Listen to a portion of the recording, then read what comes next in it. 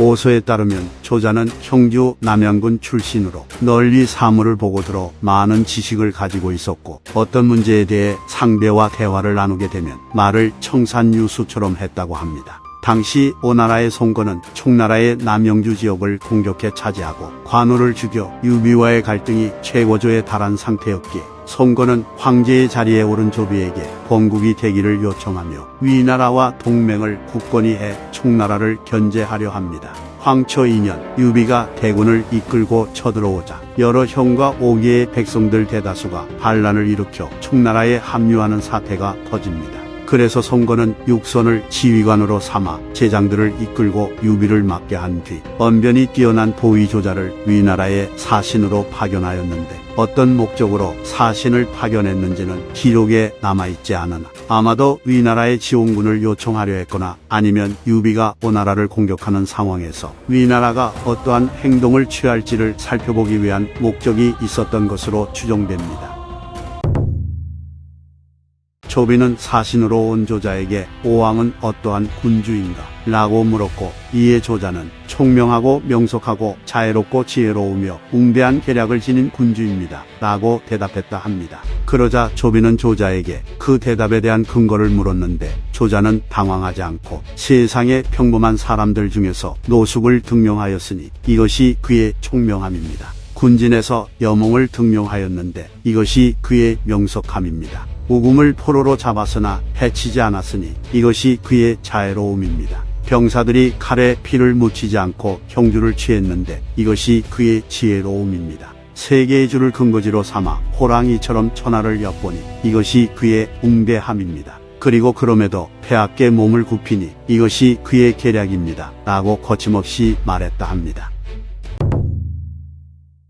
보소에 따르면 조비는 조자에게 오왕은 학문을 좀 아는가? 라고 조롱하며 기선제압을 하려 했으나 조자는 오왕은 만개의 함선을 강에 띄우고 갑옷을 입은 장졸 100만 명을 가지고 있으며 훌륭한 인재를 등용하여 일을 맡기고 나라를 다스리고 경영하는 데 뜻이 있어 잠시라도 여가 시간이 있으면 서전과 역사에 관한 책을 널리 읽어서 놀라운 뜻을 터득하십니다. 라고 대답하며 조비가 할 말이 없게끔 만듭니다. 그래서 조비는 조자가 대화에서 우위를 점하는 것을 막기 위해 갑자기 강압적인 태도를 취하며 오나라를 정벌한다면 어떻게 할 것이오? 라고 물었는데 조자는 조비에게 대국에게 정벌을 하기 위한 병사가 있듯이 소국에도 대비하고 수비하는 굳건함이 있습니다. 라고 말하며 맞받아쳤다고 합니다. 이에 조비는 멈추지 않고 계속해서 조자를 압박하며 오나라는 위나라를 어려워하지 않는다는 것이오? 라는 질문을 던졌으나 조자는 거리낌 없이 갑옷을 입은 장졸이 100만이고 장강 한수를 해자로 두고 있으니 어찌 어려움이 있겠습니까? 라고 대답했다 합니다. 이처럼 조비는 조자가 자신의 질문에 막히지 않고 거침없이 답변하자 그가 범상치 않은 인물이라는 것을 느꼈고 그래서 조자에게 오나라에는 그대와 같은 사람이 몇 명이나 있소? 라고 질문했는데 조자는 조비에게 총명하고 특별히 재주가 뛰어난 자가 8에서 90명이고 신과 같은 사람은 수레에 싣고 말로 잴 정도로 수가 많아서 이루 셀 수가 없을 정도입니다. 라고 답변했다 합니다.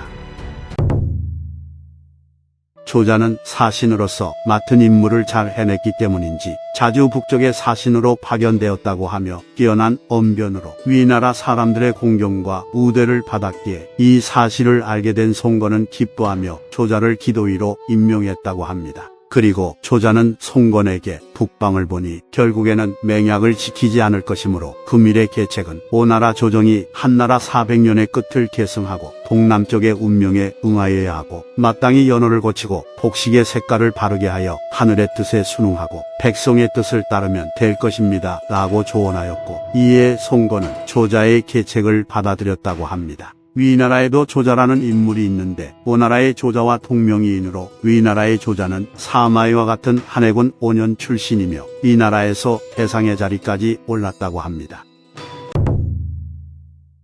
보소에 따르면 시명은 양주 5군 출신으로 어렸을 때부터 경서에 관한 학문과 기회에 능했고 더욱이 춘추 내전과 외전에 대한 지식도 뛰어났기에 오나라에서 서조연의 자리까지 올랐다고 합니다. 당시 송건은 자신의 장남을 볼모로 보내라는 조비의 명령을 거절하기 위해 위나라로 사신을 보내야 했는데 심영이 지모가 있고 전대에 능했기에 그를 사자로 임명합니다. 그리하여 심영은 위나라로 가서 조비를 만났고 조비는 심영에게 오나라는 위나라가 동쪽으로 향할 것이라 의심을 하느냐 라고 물었다 합니다. 그래서 심영은 조비에게 의심하지 않습니다 라고 대답했으나 조비는 심영에게 왜 의심하지 않느냐 라고 재차 물었고, 이에 심영은 이전에 맺은 맹약을 믿고 의지하고 있으며 좋은 관계로 돌아가기로 맹세의 말을 했으니 이로써 의심하지 않는 것입니다. 그리고 만약 위나라에서 맹세를 어기더라도 스스로 미리 대비하고 있습니다 라고 대답했다 합니다.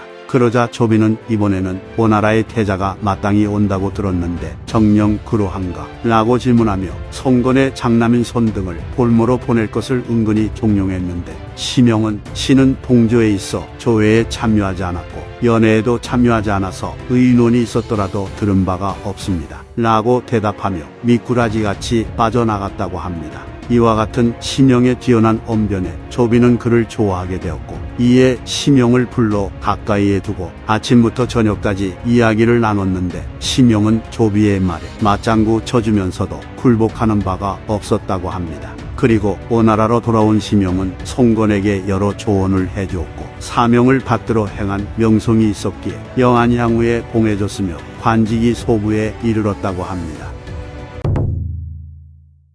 오서에 따르면 풍기는 예주 영천군 출신으로 후한의 개국명장인 풍이의 후손이라고 합니다. 그런데 풍이는 영천 출신치고는 특이하게 오나라에서 관직 생활을 했고 송건이 거기장군이 되었을 때 동조연으로 임명되었다고 합니다. 그리고 유비가 죽었을 때 풍이는 사신으로 임명되어 총나라로 가서 조문을 하며 우호를 다지는 역할을 맡았는데 임무를 성공적으로 해냈기 때문인지 그는 오나라로 돌아와서 중대부에 임명되었다고 합니다. 풍기는 사신으로 위나라에 가서 조비를 만났는데 조비는 풍기에게 오왕이 만약 위나라와 오랜 우호를 다지고자 했다면 마땅히 강과 관문에서 무기를 연마하며 파척으로 깃발을 내걸어야 했는데 오히려 사신을 보내 우호를 다지려 한다는 소문을 들었으니 이는 반드시 병고가 있는 것이다 라고 말하며 오나라가 총나라에 사신을 보낸 저희를 의심했다고 합니다. 그리하여 풍이는 조비에게 신이 듣기로는 서쪽에서 사신을 일방적으로 보냈기에 그 틈을 보려 한 것이지 모략이 있는 것은 아닙니다 라고 대답합니다. 그러자 조비는 풍기의 답변이 마음에 들지 않았는지 오나라는 매해마다 가뭄으로 인한 재앙으로 사람과 물자가 큰 피해를 입었다고 들었는데 대부의 명석함으로 이를 살피는 것이 어떻겠소 라고 비아냥거렸고, 이에 풍기는 조비에게 오왕이 몸소 총명함으로 헤아려 책임을 맡기어 부리는 것이 훌륭하고 세금을 부과하고 부역을 행함에 있어서도 매번 반드시 묻고 상의하여 시행합니다.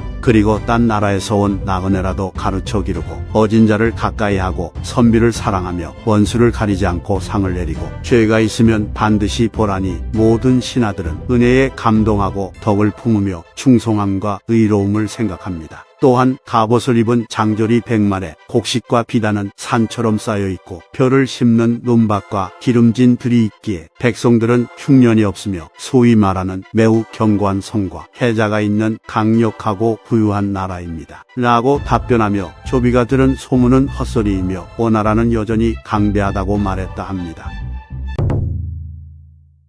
조비는 풍이의 대답에 기쁘지 않았지만 그의 능력은 높이 평가했는지 그와 같은 영천군 출신인 진군을 시켜 풍이를 모반하게 만들려 했다고 하며 큰 이득으로 그를 깨려고 했다 합니다. 하지만 풍이는 송건을 배반하지 않고 오나라로 돌아가려 했는데 조비는 풍이를 괴롭힐 요량으로 그가 마피에 이르렀을 때 다시 그를 소환했다고 합니다. 이에 풍이는 목숨을 끊어 저리를 지키기 위해 칼을 꺼내 스스로를 찔렀으나 발각되어 죽지 못했고 결국 위나라의 포로로 잡혀 그곳에서 생을 마감했기에 송건은 매우 슬퍼했다고 합니다. 이처럼 풍이는 조자와 심영과 달리 비참한 최후를 맞이했는데 이는 조자와 심영이 조비에게 사신으로 갔을 때는 그래도 오나라와 위나라가 형식적으로라도 우호 관계를 유지하고 있을 때였으나 풍이가 사신으로 갔을 때는 오나라가 총나라와의 관계를 다시 우호적으로 복원하고 위나라와의 관계를 끊으려 하는 시기였기에